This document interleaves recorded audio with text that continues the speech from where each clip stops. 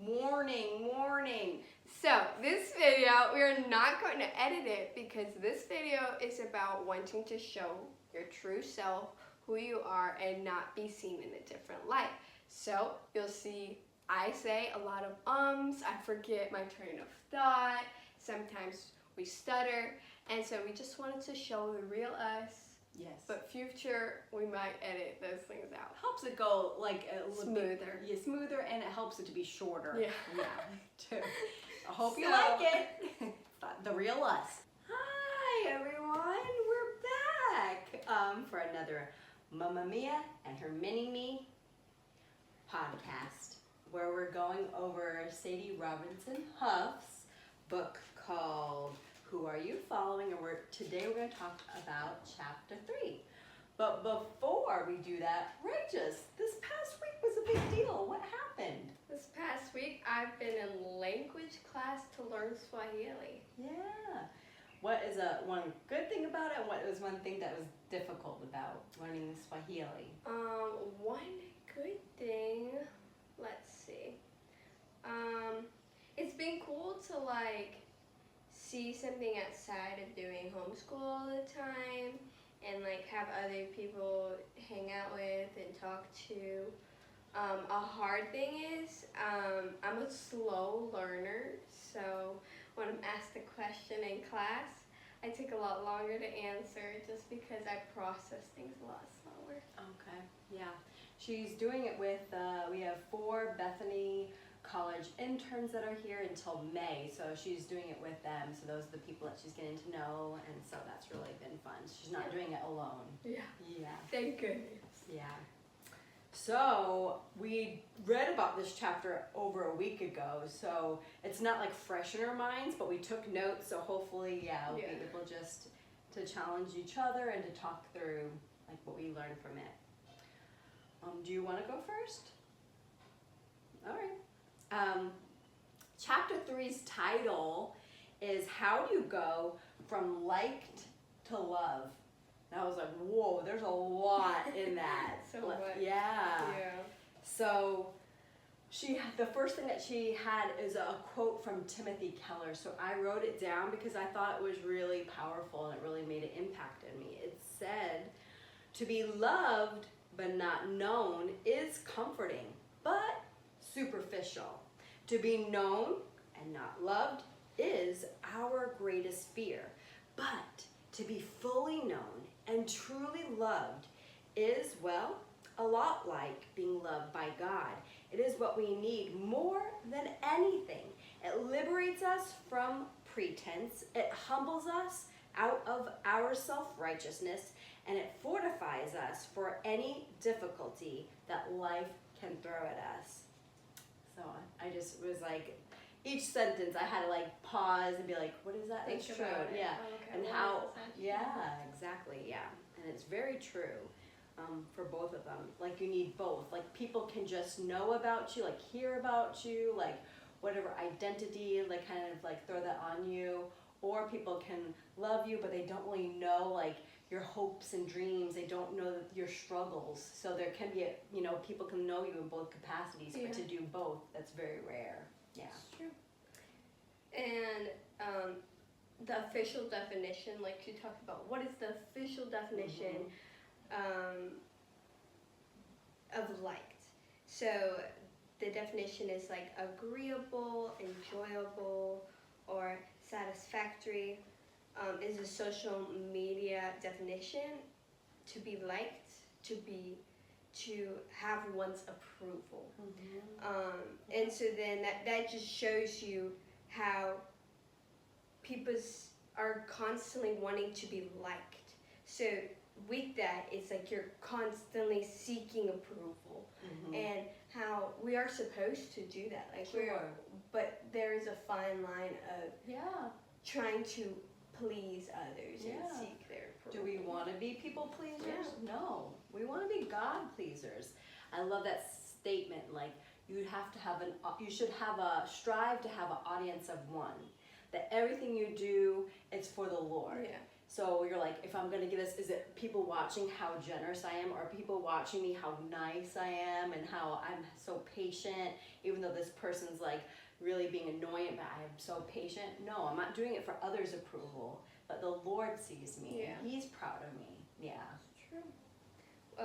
One of the quotes Mm-hmm. was, we need to be that way with Jesus, to be captivated by Him. She was talking about her relationship with Christian, and Which talked is her about husband. yeah, her husband, and past relationships he's had, and she looked at his social media and saw like, oh, this girl's so pretty, Yes.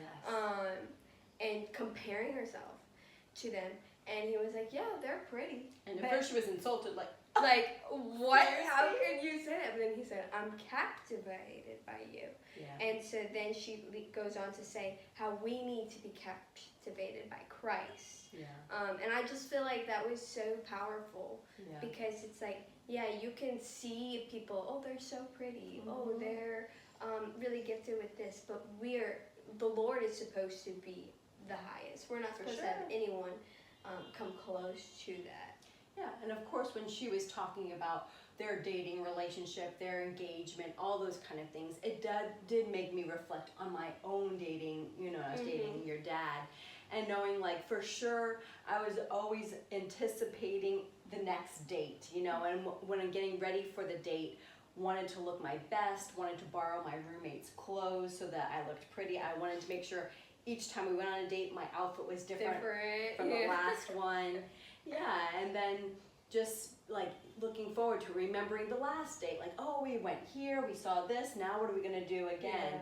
And how much time goes into that before we were even spending time together, how much I was getting ready. And the Lord once reminding me, because He is a jealous God, He wants that from me, about Him, just as much as I'm looking forward to going on a date and spending time thinking about, Him, about Jason, your dad. God also wants me to be preparing my heart, an act of worship and praising Him and like thinking about Him and talking to Him and throughout the day and praying. So yeah, it was a good reminder. So one of the questions she asks is, how can you put yourself in a position to be captivated by the God of love today?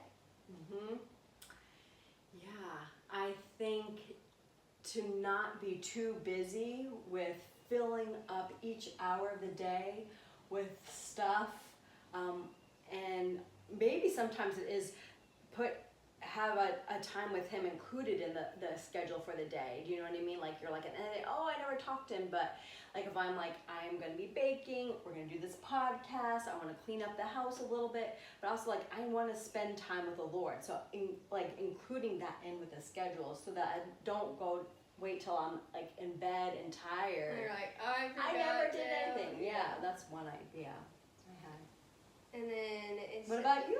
What is the way that you can? Yeah.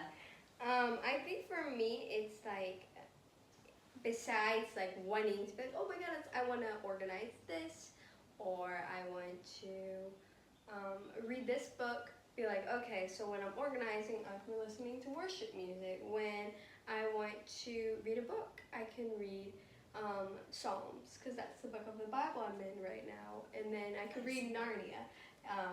Like things, I think something that's important to me is surrounding myself in things that are of and from Christ, because I feel like it's so easy to see things or hear things that are not from Him, which is fine, but then also it's important that you put Christ first and you say, yeah, this is nice, but I want to intentionally seek this time that I can see the God of love and feel loved by Him, because when you're busy, it's so hard to just stop and be like, oh, okay, like I am seen, I am heard, Yeah. So, but like having that time, which is I think that there are tangible ways to do that, but you have to choose it and you have to make the effort. And I think for everybody, it's different. Yeah, it's different, but there's so much available. For sure. So it's like you can pick a book. You're like, I'm in the mood to read. So what type of book are you reading? I'm going to listen to music. What type of music you're going to listen to? So yeah, there's so much available. It's your choice in the end. And then another question is, are you sharing your true self with others so that you can be loved for who you are, not just liked for who you seem to be. Yeah. So I feel like I can be a conundrum sometimes. Like for me, I've always prided myself that I'm not a follower. That just because this is popular and everybody's doing it, I never felt like I had to, you know. So that was growing up when I was a teenager and even into college, and like even now I'm like, oh, everybody's doing that. Okay, I don't feel like the pressure to do that. And that includes like what I wear. You know, I think everybody, like we were poor growing up. So I think for a little while, like flare jeans were super popular. We didn't have the money to, so I kind of made my own. I would cut up like my brother's shirts or something that nobody was wearing, and I would flare it up myself and sew it, and it looked like it. But that was one way, because I'm like, it's not store-bought, it's my own thing, and I was totally fine and confident walking into school that way. But throughout the years, the Lord did always give me a lot of joy.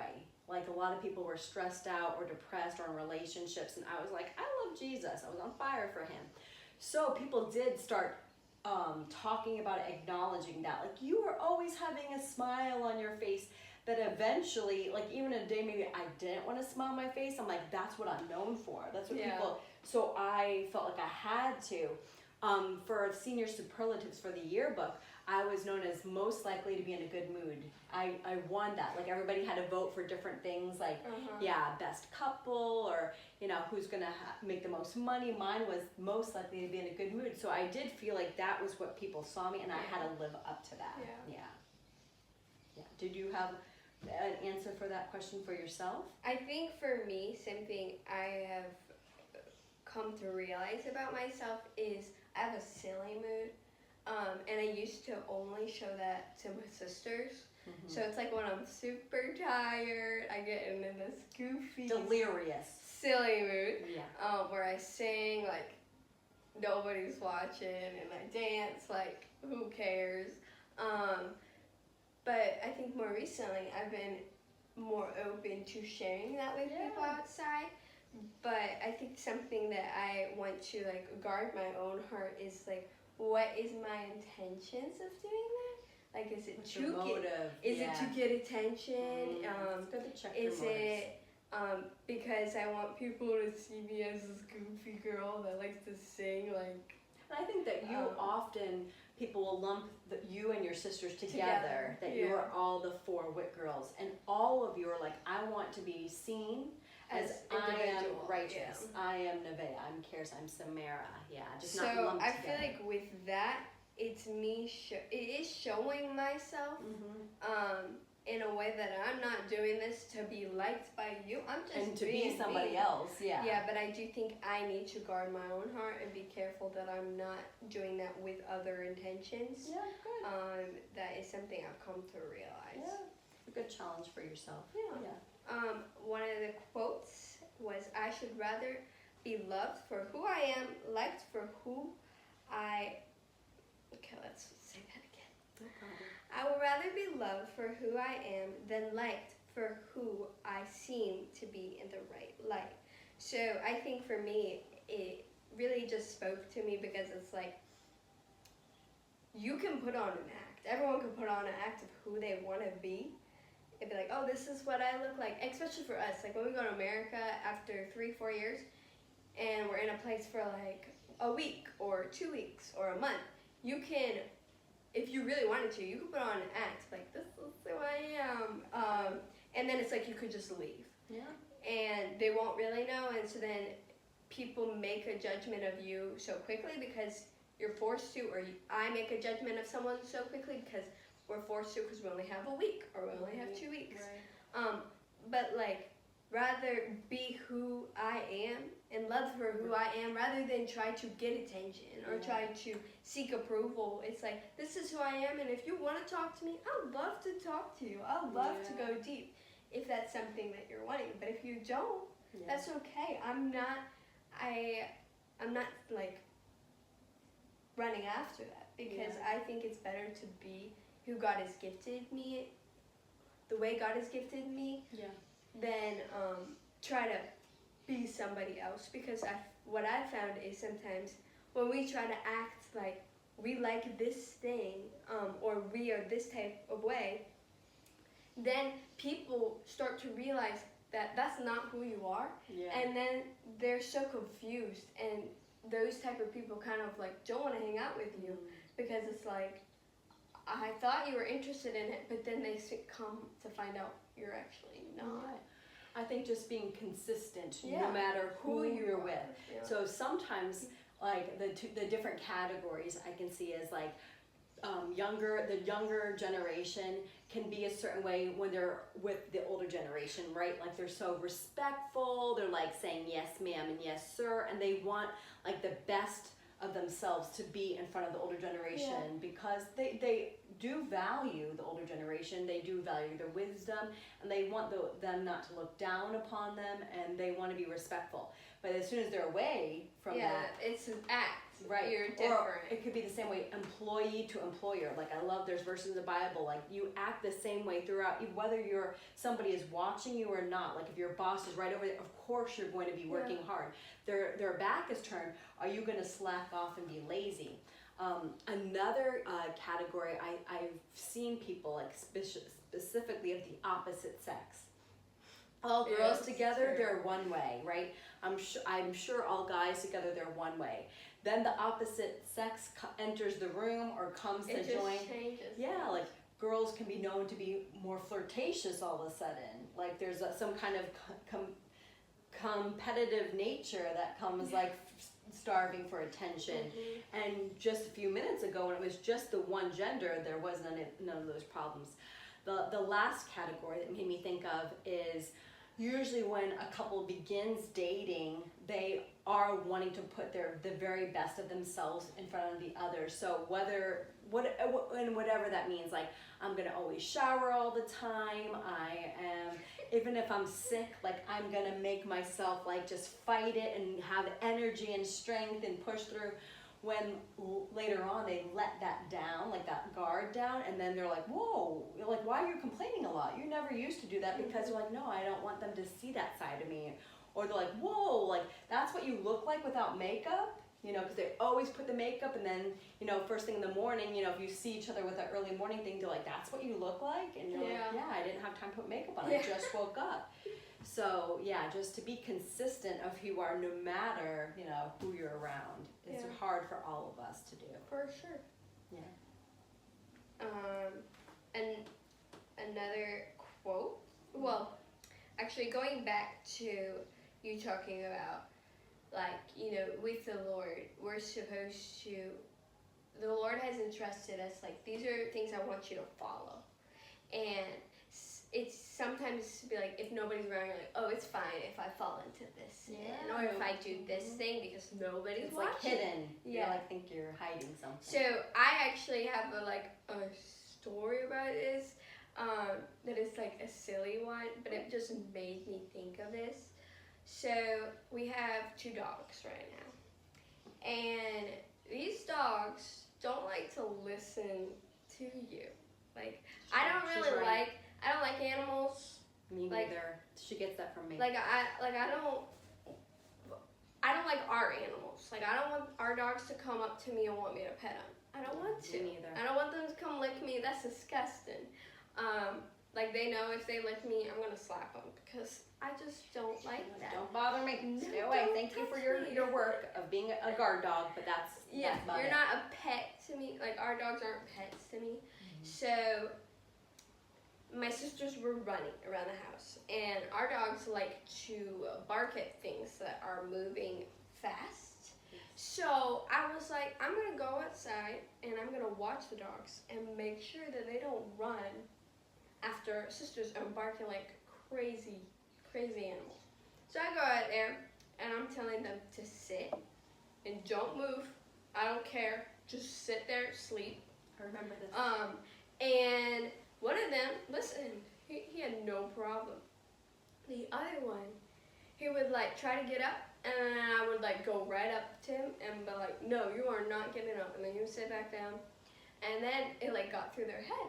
And so I was like, okay, good. I'm gonna go inside, and I'm gonna go hang out with Samara, but like the door's open, so like I can see you. And I'm just talking to them like this. Right. Like the doors Whether open. they really understand. Yeah, or I don't not. know if they understand me, but I just was like, so I can see you from the door, so you better stay in your spot even though I'm out of sight. Right. So, but when I went inside, after like a minute, Of course. Atlas decides to get up. So I go out there again. I'm like, no, you're staying right there.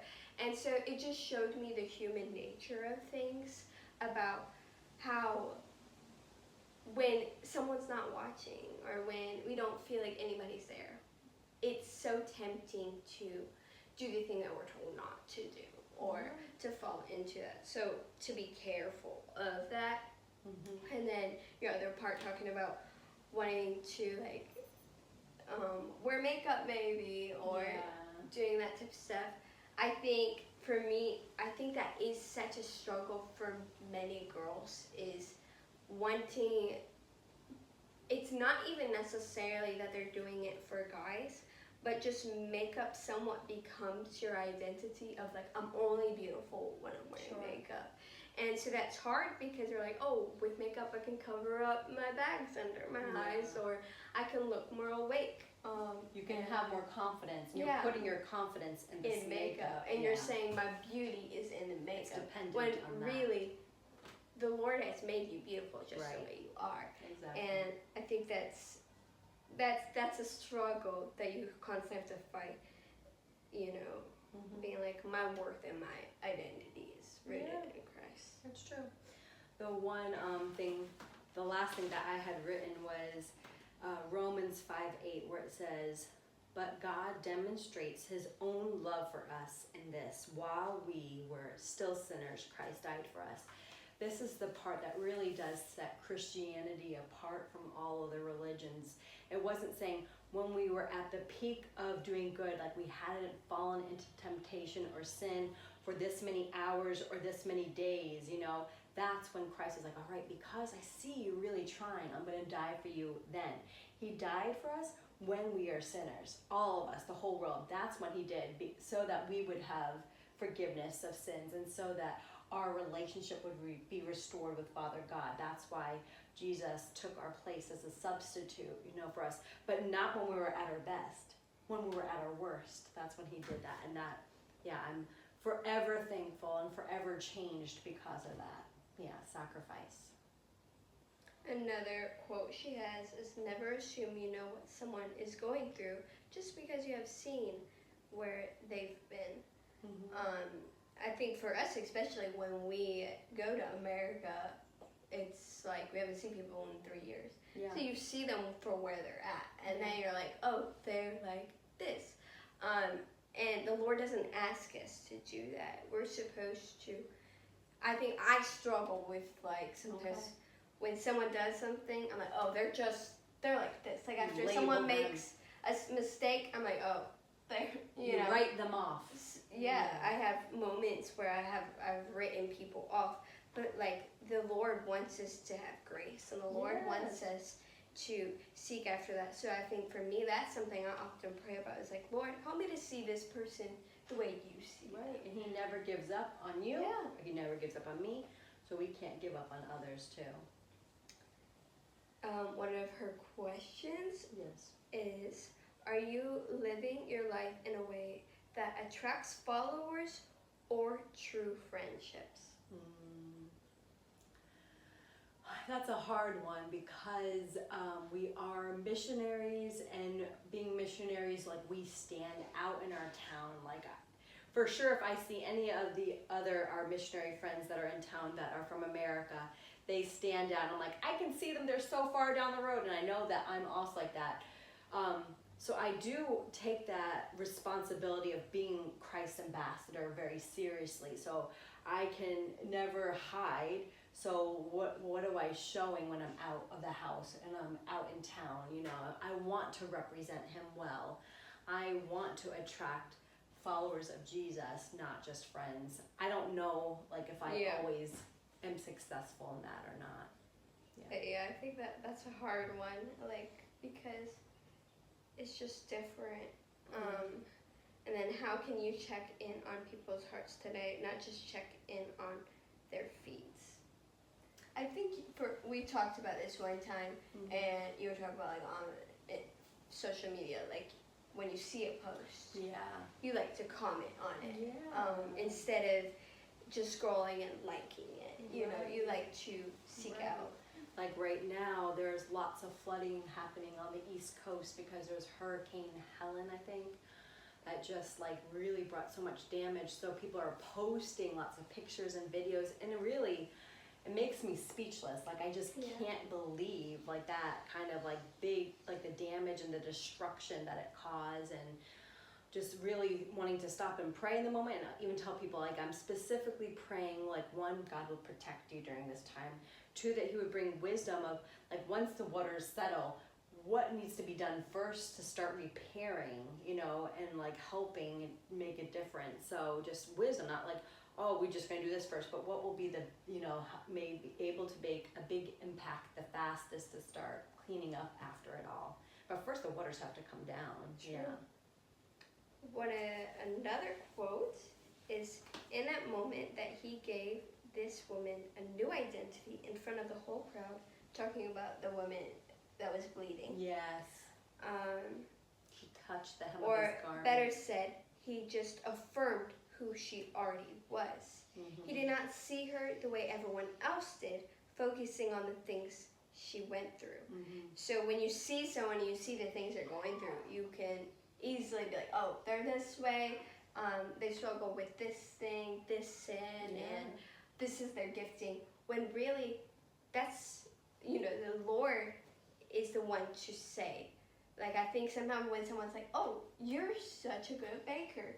Sometimes when someone says something good about you, that can become your identity. But it's important that you don't let those people, what they say, become your identity, because it needs to be rooted in Christ. You know? And what does he say? So, like, reminding yourself of who Christ says you are. And with that. You're right. It's good. And then I think another quote is like, we already have God's love, and the cross proves that Jesus' love is already established for you. So I just felt like that's very powerful. Like, we already have God's love. Like, with this world, it's like we constantly feel like we need to follow, or we need to be like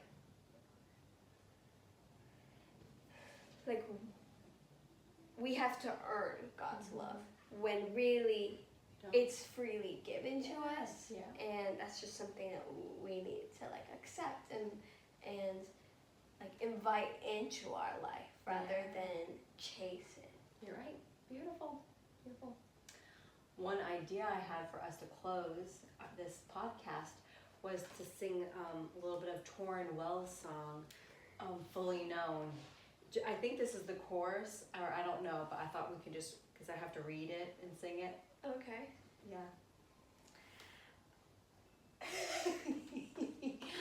I'm fully known and loved by you. You won't let go, no matter what I do. It's not one or the other. It's hard truth and ridiculous grace to be fully known and loved by you. I recommend you go finding him on YouTube and listening to the actual song by Torrin Wells. Maybe this won't even be added to the podcast. She's gonna be like, okay. So if she does delete it, we can just end by, thank you so much for listening once again. We are looking forward to doing chapter 4. Have a great day or great evening, whatever time zone you're in. Bye, till next time.